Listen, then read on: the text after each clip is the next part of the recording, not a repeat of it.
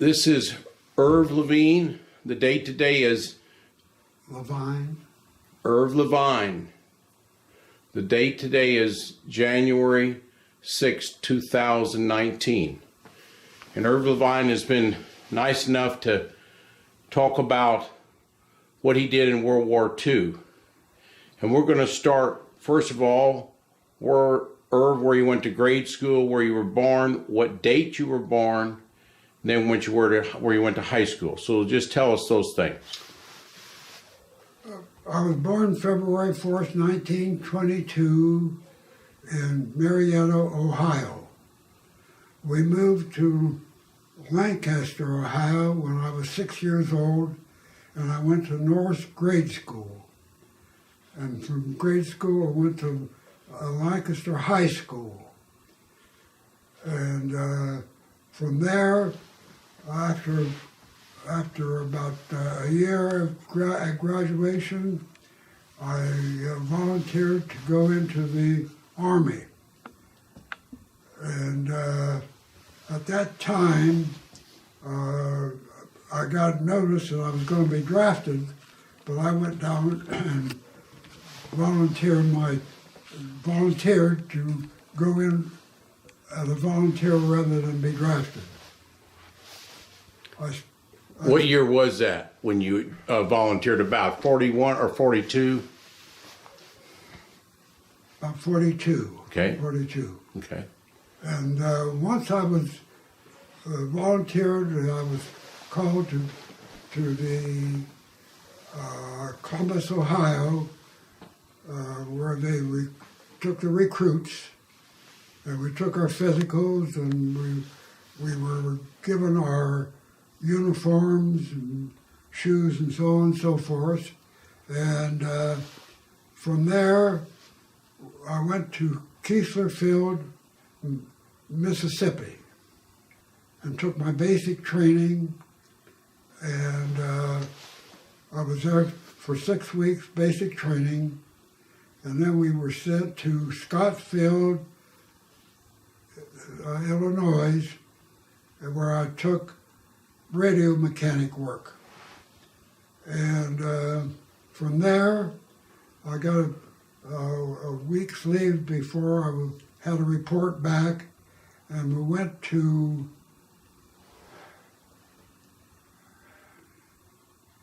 I got to think where we went to.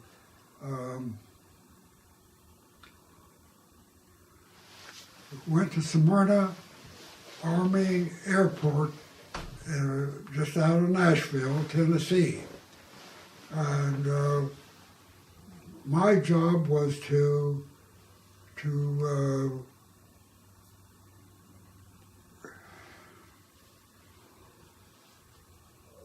my job was to, I can't say the word I want. Radio type things for Air Force, Army Air Corps. We checked the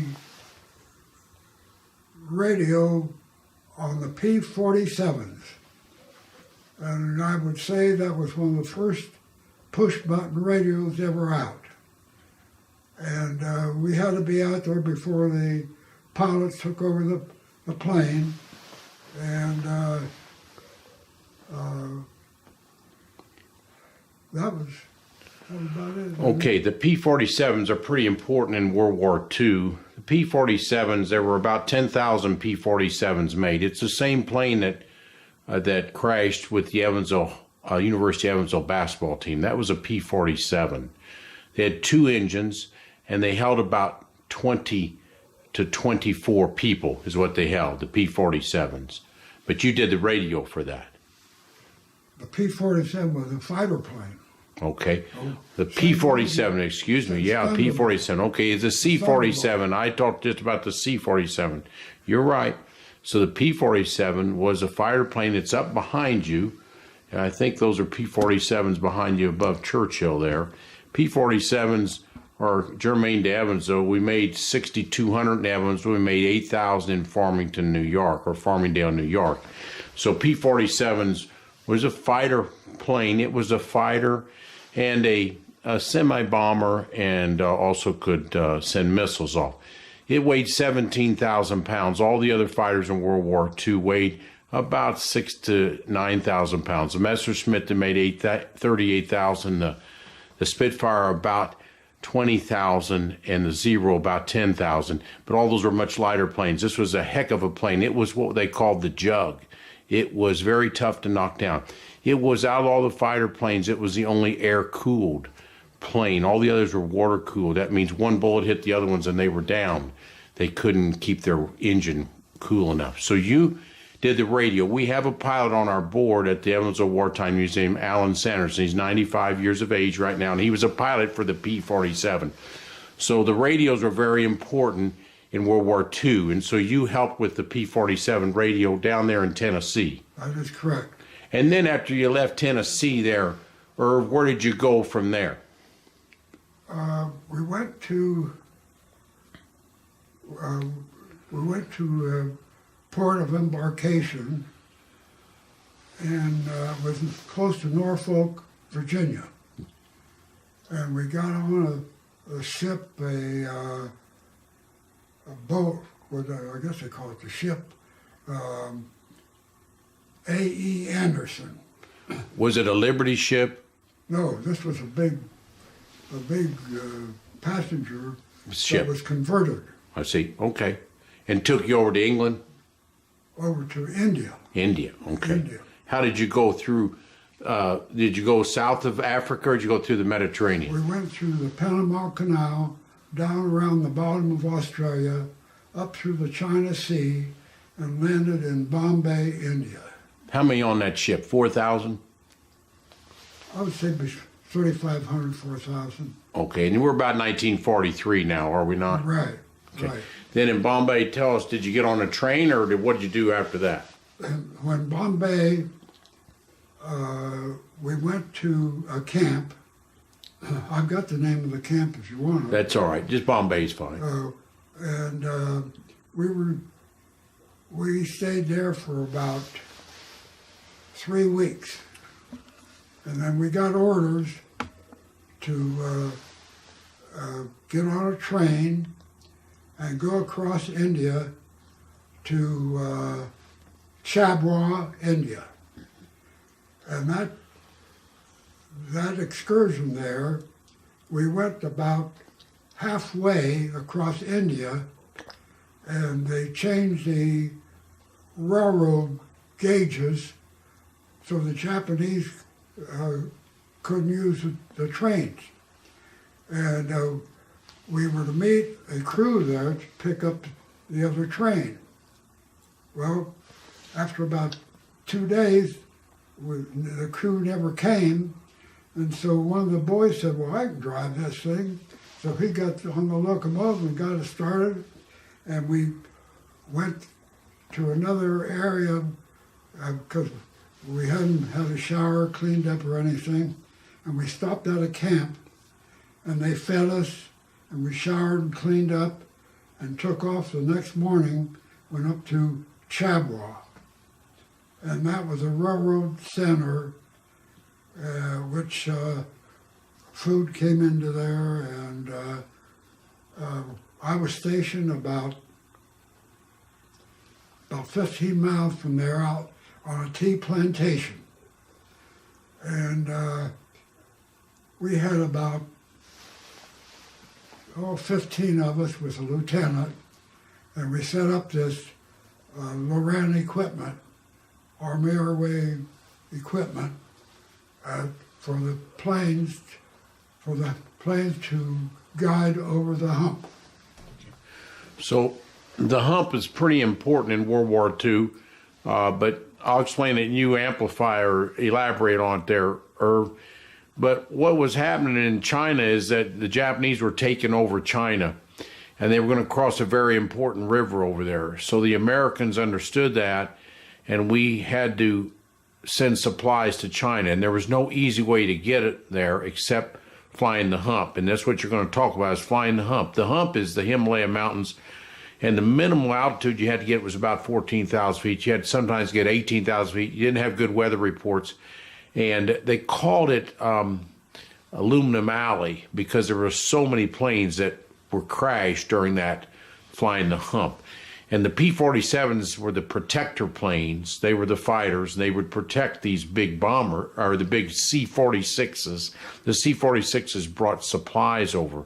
2 great big engines. They had a lift of 46,000 pounds. And they would lift all the oil over to China. You'd land on an airstrip, a grass airstrip, or made of marts and mats. And then all of a sudden, then they come back to to India empty. But a guy named Mr. Brinker from Evansville just died. He was 94, and he flew many missions over the hump, exactly where you were at the same time. So then tell us about a little bit what your experiences were in India, and then when you went over, if you went over to China or not, or what the experiences were that people came back from China and talked about. Well, I want to bring in the fact that we were close to the Lido Road. And at that time, we were fighting the Japanese, I'd say maybe 50 miles from there. And my experience of going over the hump was only when I was transferred to China. I asked for a transfer to China, and we operated the same equipment in China that we did in India. And I would say that that encompassed at least 12 months before I was transferred over. I asked for a transfer into China. And the people in India, we were about 50 yards from a native village. And this was tea plantation, and these people worked in the field, picking the tea and cultivating it. And there was another big house owned by an Englishman who owned the tea plantation. While we were there, we were all sitting around having dinner, and the natives came running up to us that they got a tiger had killed one of the natives, and they wanted to know if we would go out and try and get them. Well, we all jumped in, we had our guns, and so we all went out, and they had a trap, and the tiger had fallen in the trap, and so we shot the tiger. A Bengal tiger? Bengal tiger. Mm-hmm. I've got pictures if you want. And then we brought the tiger in and roped it up to a tree close by, and the mate came out that night and growled and hauled while we were trying to sleep, and he left, and we skinned the tiger and we drew a lottery, and unfortunately I didn't get it, or fortunately, one or the other. And so I was in India there, in China, I guess 2 years, over 2 years. How did you get to China? Did you drive or did you fly? We flew over the hump. In what kind of plane? Do you remember? C-47. C-47. C-47. Yeah, and what was that? That was a transport of people. The C-47, they made 10,000 in World War II. They were busy over the hump, too. The C-47 was what we dropped parachuters out in World War II. Over the D-Day time, they dropped 50,000 parachutes out of a C-47. That's what the plane crash happened in Evansville. It had two props on it. The P-47 is one prop. But it was a transport of individuals, not of material. The C-46 transported material. The lift on a C-47 was 26,000 pounds. The lift of a C-46 is 46,000 pounds. So much stronger. The C-46 is much stronger. But they transported you and about 20 other guys over the hump. How was the landing in China, and what were the Chinese people like when you got over there? Well, when we descended, they had a landing strip for the plane. Concrete or grass? It was concrete. Concrete, okay. It was concrete. And And then they met us with the weapon carrier and took us into our station and camp in Kunming, China. It's not called Kunming now. They've changed names on it. And we lived there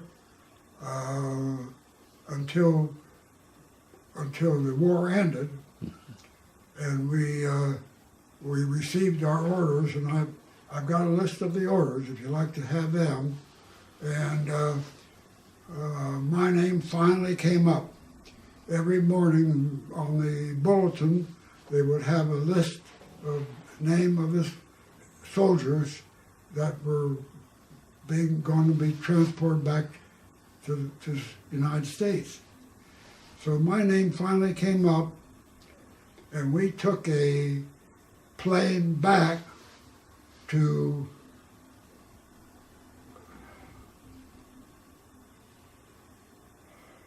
somewhere in India. some place in India, and I don't know if it was around Calcutta or no. But anyway, no, we went back to Bombay, and we caught a marine boat. It was called the Wolf, and it was a smaller one, and there was probably 1,000 soldiers of us that got on that. Coming back, How'd you go back? Did you go back the same way you came, or you go back through the Mediterranean? we went back through the Mediterranean and past the Philippines and Hawaii and on into Seattle, Washington. What year was that? 45 or 44? When you got out, about 45? About 45. War was over? War was over. War was over. I'd like to digress one place. Sure. When we left, going back, when we got to Australia, down the bottom of Australia, when we left the States, there was a warning out when we landed, when we docked in Australia, at the bottom of Australia, Melbourne, that the Japanese submarines were in the China Sea. And so we delayed a couple of days, and then we took off. And there were several nights that they stopped the motors completely, so the submarines couldn't pick it up. But we finally made it into Bombay, and we were very fortunate that we weren't torpedoed. Pretty scared. Yeah. And then I'm going to jump back to when we coming back on the Marine. On the Wolf, ship called the Wolf or something with the Marines, 1,000 Marines on there, yeah. Yeah, right. And we, going back to the Philippines with quite a few days, we had storms and so forth, and we ran out of food. So they passed out candy bars for us to eat till we got to the Philippines, so we could get food back on the ship. And then we went to Hawaii, and then on into Seattle. And then when you checked out of the service in Seattle, did you take a train back across the country? I took a train back and landed back in Columbus, Ohio. My parents picked me up there in Columbus, Ohio, and I came back to Lancaster, Ohio. Were the trains very crowded? It was packed. Yeah. Yes. How old was it? Yeah. It was a passenger train, and it took us 3 days to get back to Ohio. 4 days. Oh, yes. Easy. Yes. Other people are going to be hearing this. I want a couple other things here. I'm going to put your uniform here. And this right here, this is a symbol. That little symbol is the very few people have that. That symbol is the hump. And tell us a little bit what the hump means. This here. Yes. Well, the hump. There was natives who lived up on the hump, and they would come down with stones and rocks and so forth and try to sell it to us. And not knowing jewelry, why, we didn't buy any of it. Some of the boys did, but I didn't. And they were big, strong, very friendly natives. Their hands were twice as big as mine, and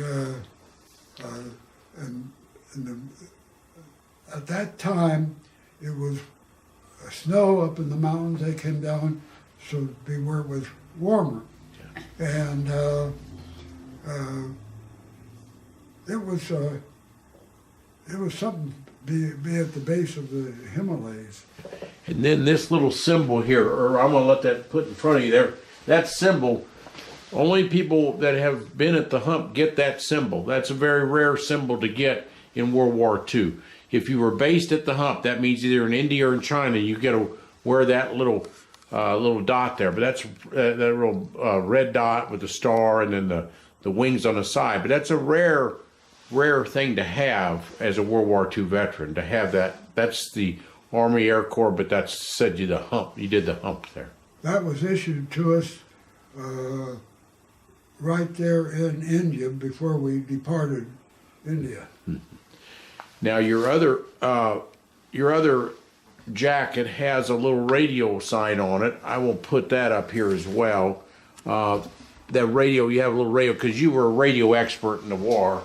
That you were the radio man for really the P-47s more than the C-47s, but we'll have that right here. This little symbol is your, let's see, that's your radio symbol, is that not right there? That's right. That's your radio symbol. What's that symbol there?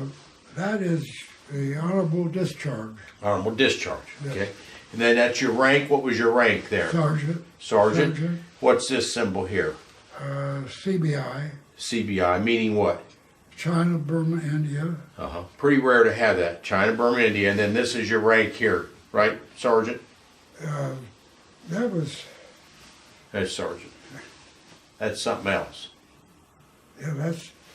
If I'm not mistaken, that was Enlisted. maybe how many years I was in service. Right. Yeah, 3.5, 4 years. Yeah.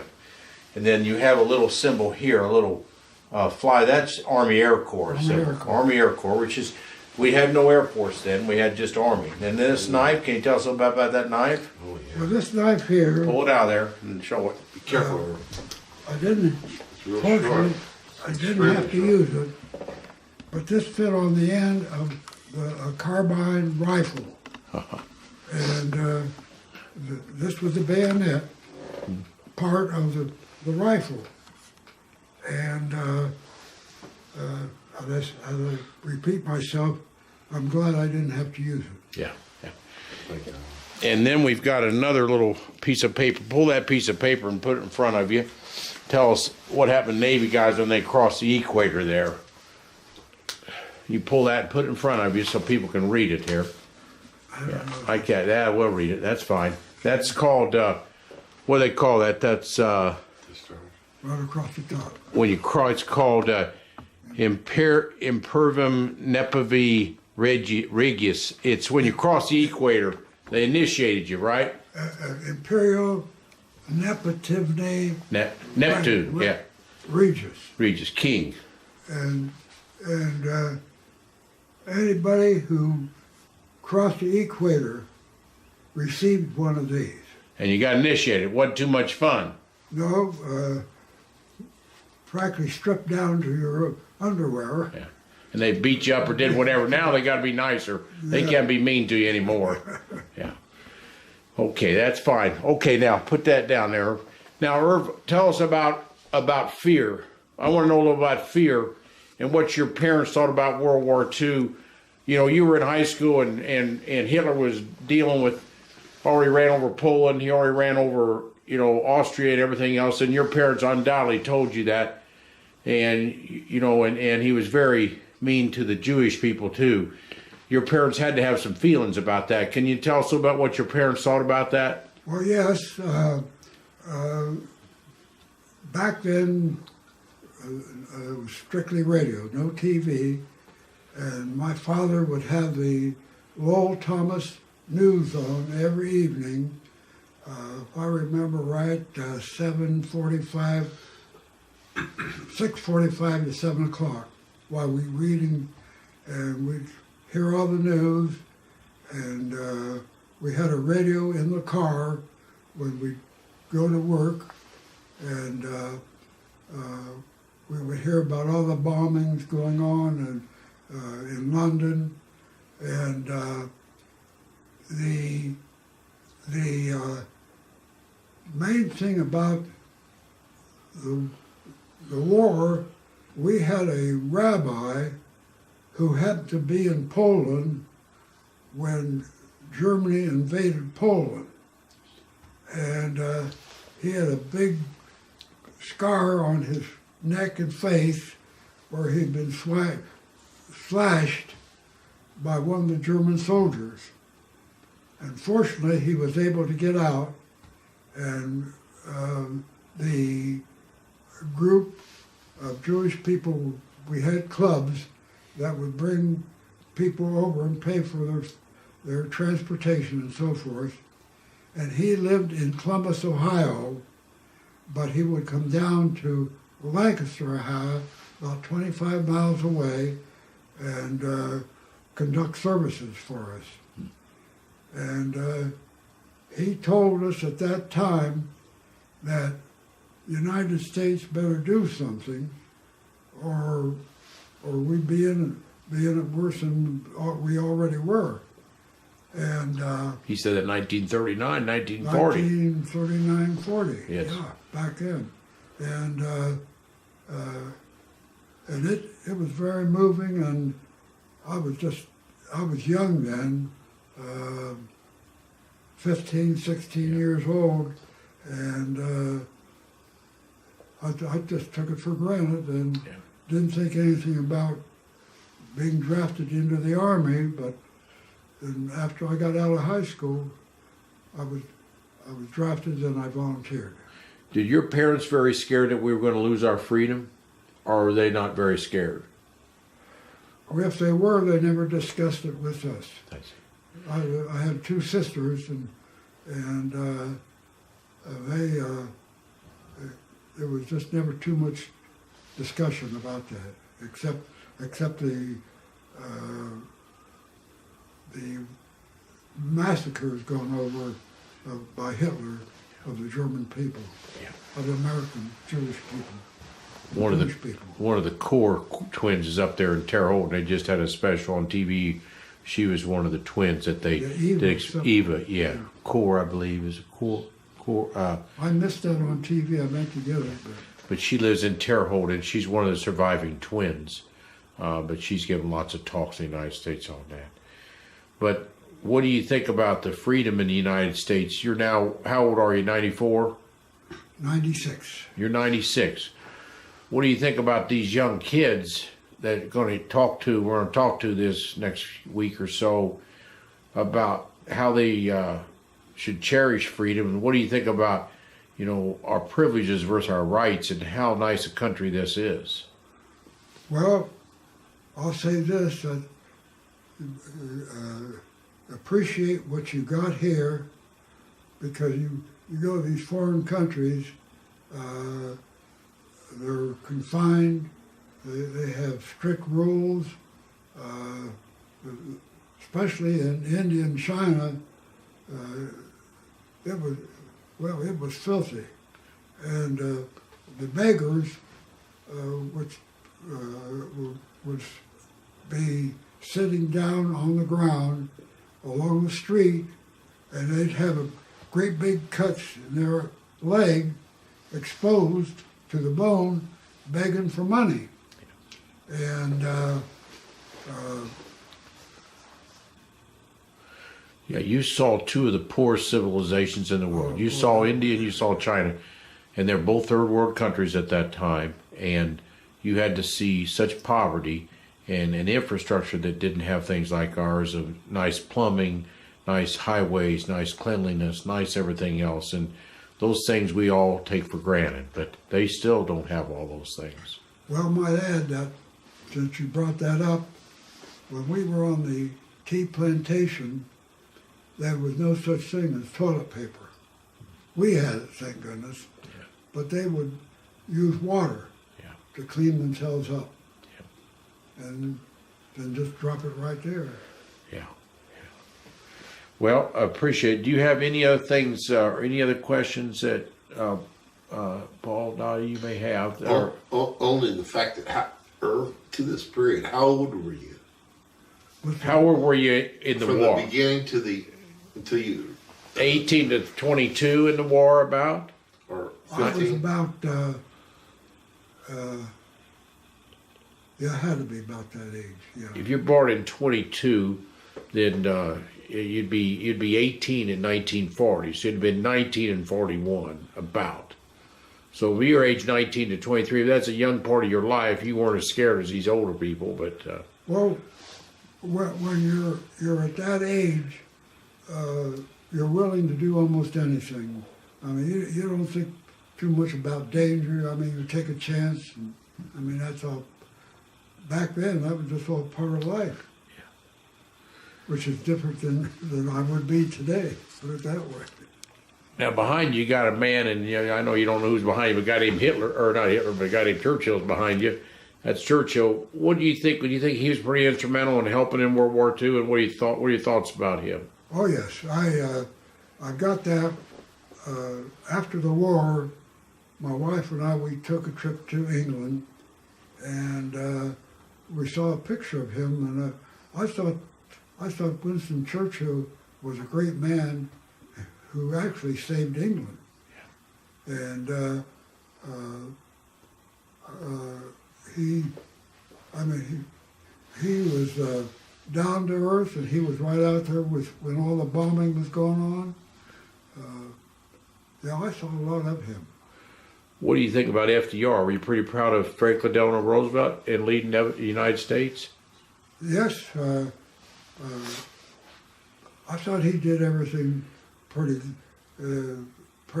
There was some things that he could have done better. We had, in history, we had a ship come from Germany through England over to here, and the ship was full of refugees, and he would not let that ship dock here in the States. Yeah. I can remember that. Yeah, had to send him back. I was surprised when I read that. Yeah, he sent him back. Yeah. Well, appreciate all your time here, Irving. We're going to talk to some high school students. Thank you for your service, and thank you for your dedication. Thank you for your service to Evansville, Indiana, too. Appreciate that. You're welcome. How'd you ever get to Evansville? Why'd you come to Evansville? I never did say that. Well, Great story. when I graduated from high school, from college, Where'd you go to college? Ohio State, and On the GI Bill? on the GI Bill. That helped the cost. I was a sophomore when I was drafted, and I dropped out of college, and I went from Ohio State back home, and then I came back and went back to college. I graduated in 49, and found a job in Saginaw, Michigan with General Motors. And from Michigan, from there I got in an occupation in the oil business, and it brought us to Evansville, Indiana. And you've been here ever since. That's when they had a big boom going on here.